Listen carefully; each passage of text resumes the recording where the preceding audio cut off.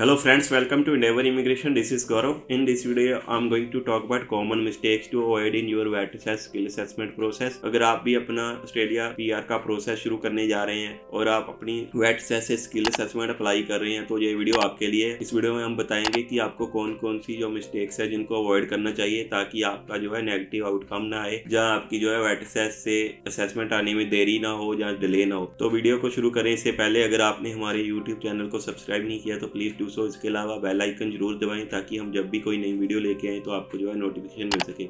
आप हमें Instagram and Facebook पे भी फॉलो कर सकते हैं। तो गाइस, सबसे पहला जो पॉइंट आता है वो आता है not submitting proper qualification documents. अगर आप अपनी वेबसाइट से स्किल असेसमेंट अप्लाई कर रहे हैं तो आपको मेक श्योर करना है कि आप क्वालिफिकेशन के जो है प्रॉपर डॉक्यूमेंट्स अटैच कर रहे हैं। अगर आपने कोई इंटर्नशिप्स लगाई हुई हैं, जहाँ आपने कोई प्रोजेक्ट मिले थे आपको आपके कोर्स में, तो उसके भी आपको जो है डॉक्यूमेंट्स अटैच करने होते हैं। समटाइम्स जो लोग हैं वो अपनी ट्रांसक्रिप्ट्स अटैच करना भूल जाते हैं, जहाँ अपने जो है डिग्री सर्टिफिकेट अटैच करना भूल जाते हैं। तो ये बहुत ही ज़रूरी होते हैं। ये आपकी जो है असेसमेंट का प्रोसेस जो है डिले हो जाता है इससे, तो आपको इन चीज़ों का ध्यान रखना होता है। नेक्स्ट आ जाता है मिस्टेक जो होती है वो होती है मिसअंडरस्टैंडिंग एंड ऑक्यूपेशन। अगर किसी ऑक्यूपेशन का टाइटल जो है मार्केटिंग स्पेशलिस्ट है तो कुछ लोग उसको जो है मिसअंडरस्टूड कर लेते हैं, क्योंकि मार्केटिंग स्पेशलिस्ट को ही ब्रांड मैनेजर भी बोलते हैं।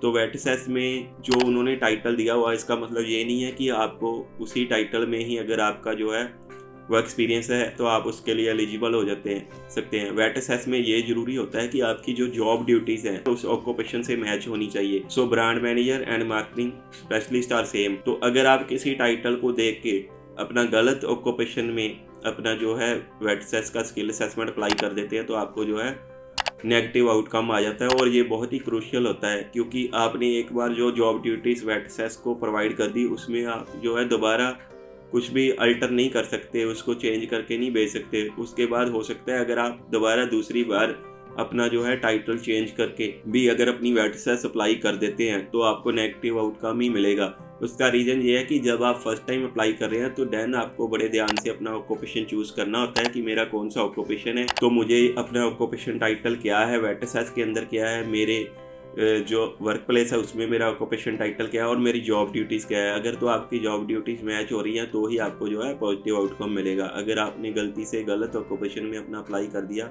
वेटसेस का स्किल असेसमेंट तो आपको जो है नेगेटिव आउटकम मिलेगा और सेकंड टाइम आप उसको अल्टर नहीं कर सकते। फर्स्ट टाइम में आप कुछ भी कर सकते हो अपनी, अगर आपकी जॉब ड्यूटीज़ मैच नहीं होती तो आप एक दो जॉब ड्यूटीज़ जो है चेंज भी कर सकते हैं, लेकिन सेकंड टाइम ये पॉसिबल नहीं होगा। इसलिए ये जो है बहुत ही ज़्यादा ज़रूरी है ध्यान में रखना कि आप किसी भी वेटसेस के ऑक्यूपेशन टाइटल को मिसअंडरस्टूड ना करें या उसको गलत अज्यूम ना करें, उसको अज्यूम करके अपनी स्किल असेसमेंट अप्लाई ना करें। नेक्स्ट आ जाता है submitting and incomplete application. So incomplete application में क्या होता है कि आपने अपनी कोई फ़ोटो मिस कर दी, जहाँ आपने अपनी जो है ब्लर फोटो अपलोड कर दी, जहाँ आपने जो अपने एम्प्लॉयमेंट के डॉक्यूमेंट्स लिए थे अपने HR से, जहाँ अपने एम्प्लॉयर से, उसमें उसने साइन करना भूल गया या स्टैंप लगाना भूल गया, या कुछ भी ऐसे डॉक्यूमेंट्स जो आप अपलोड करना भूल गए, या कुछ इम्प्रॉपर डॉक्यूमेंट्स आपने अपलोड कर दिए, जैसे कि मैंने अभी बताया कि किसी पे आपके साइन नहीं हुए हैं एम्प्लॉयर के, तो उसमें भी जो है आपकी वेटसेस का जो प्रोसेस है डिले हो जाता है। क्योंकि जब आपकी एप्लीकेशन खुलती है वेटसेस में तो आपको दोबारा जो है रिक्वेस्ट फर्दर इन्फॉर्मेशन की जो है रिक्वेस्ट भेजते हैं कि उनको ये डॉक्यूमेंट्स चाहिए। तो आपको इन चीज़ों का ध्यान रखना है, जो सारे प्रॉपर डॉक्यूमेंट्स अपलोड कर रहे हैं और आपकी जो है एप्लीकेशन इनकम्प्लीट नहीं है, कम्प्लीट है। तो अगर आपकी एप्लीकेशन कम्प्लीट होगी तो जब भी आपकी वेटसेस की एप्लीकेशन 2-3 हफ्ते के अंदर खुलती है तो आपका उसी टाइम जो है प्रोसेसिंग शुरू हो जाती है। अगर आप इनकम्प्लीट एप्लीकेशन सबमिट करते हो तो दोबारा डॉक्यूमेंट्स आने के बाद समटाइम्स आपका जो प्रोसेस है फर्स्ट डे से दोबारा से शुरू हो सकता है। सो नेक्स्ट आ जाता है not having sufficient employment duration while lodging an application.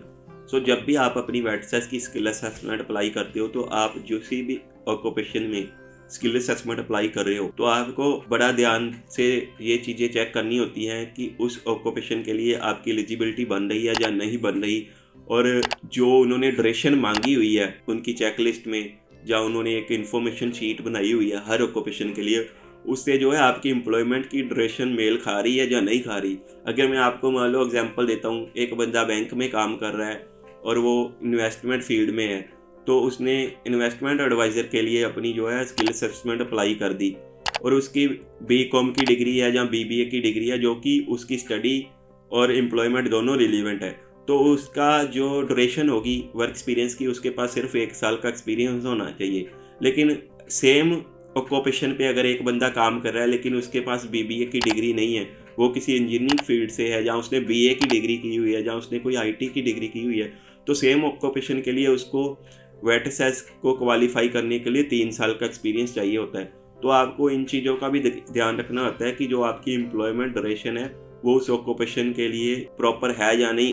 कुछ ऑक्यूपेशंस में 3 से 5 साल की उन्होंने जो है आपकी वर्क एक्सपीरियंस मांगा होता है, तो मोस्टली ऑक्यूपेशन में या तो 1 साल का होता है या 3 साल का होता है। 1 साल का उनके लिए होता है जिनकी रिलेवेंट डिग्री और रिलेवेंट वर्क एक्सपीरियंस है, तो 3 साल का उनका होता है जिनकी डिफरेंट डिग्री है, उनका जो ऑक्यूपेशन वो चूज करें उसमें उनके पास 3 साल का एक्सपीरियंस है। लेकिन कुछ ऑक्यूपेशंस में वो अगर आपकी रिलेवेंट डिग्री नहीं है तो 5 साल का एक्सपीरियंस भी मांगते हैं। तो आपको इन चीज़ों का भी ध्यान रखना होता है कि आपकी जो है ड्यूरेशन है वो इनफ है for that occupation. So next आ जाता है नॉट सप्लाइंग ओरिजिनल लैंग्वेज और इंग्लिश ट्रांसलेटेड डॉक्यूमेंट्स। जब भी आप अपनी वेटसेस अप्लाई कर रहे हैं, कुछ आपके ऐसे डॉक्यूमेंट्स होते हैं जो आपकी रीजनल लैंग्वेज में हो सकते हैं, हिंदी में हो सकते हैं, पंजाबी में हो सकते हैं, और जहाँ आपकी जो भी रीजनल लैंग्वेज है उसमें भी हो सकते हैं। जैसे कि मान लो आप किसी गवर्नमेंट सेक्टर में है, तो गवर्नमेंट सेक्टर में कुछ गवर्नमेंट सेक्टर में वो जो आपका जॉब कॉन्ट्रैक्ट होता है, जहाँ जॉब ज्वाइनिंग लेटर होती है, आपको हिंदी या पंजाबी में मिलती है, तो आपको उनको ट्रांसलेट करके अपलोड करना होता है। तो आप मेक श्योर करें कि आप कोई भी जो डॉक्यूमेंट है इंग्लिश के में ही अपलोड करें। अगर आपके डॉक्यूमेंट्स इंग्लिश में नहीं है तो उनके साथ उनकी जो है ऑफिशियल ट्रांसलेटेड कॉपीज भी जो है अपलोड करें। देन आ जाता है lodging A priority processing application for second और सब्सिक्वेंट एप्लीकेशन। अगर आपने ऑलरेडी पहले कोई मान लो वेटसेस से अपनी असेसमेंट डाली हुई थी, आपका नेगेटिव कम आ गया, तो सेकंड टाइम जो है आप अपनी उसमें प्रायोरिटी प्रोसेसिंग में एप्लीकेशन नहीं डाल सकते। तो आपको इस बात का भी ध्यान रखना होता है। तो हम तो वैसे मैं रेकमेंड करूंगा कि अगर आप फर्स्ट टाइम भी अपनी एप्लीकेशन लॉन्च कर रहे हैं तो आप नॉर्मल प्रोसेसिंग में ही डालें, प्रायोरिटी प्रोसेसिंग में मत डालें। एक तो आपको $700 से $800 एक्स्ट्रा देने होते हैं, और दूसरा आप प्रायोरिटी प्रोसेसिंग में तभी डालें जब आपको पता है कि आपको पॉजिटिव आउटकम मिलेगा ही मिलेगा, आप बहुत ज़्यादा कॉन्फिडेंट हो अपनी क्वालिफिकेशन और अपने जो है एम्प्लॉयमेंट के डॉक्यूमेंट्स की आपकी जो जॉब ड्यूटीज़ भी हैं आपके ऑक्यूपेशन के साथ मैच हो रही हैं, आपके पास सारे ITRs हैं, इनकम टैक्स रिटर्न्स हैं, आपके अकाउंट में सैलरी आ रही है, सारे आपके डॉक्यूमेंट्स जेन्युइन हैं, आपको पता है कि आपका नेगेटिव आउटकम नहीं आएगा, तो ही आप जो है प्रायोरिटी प्रोसेसिंग में डालें, वरना ये गलती मत करें। नेक्स्ट आ जाता है not taking professional services for VETASSESS skill assessment.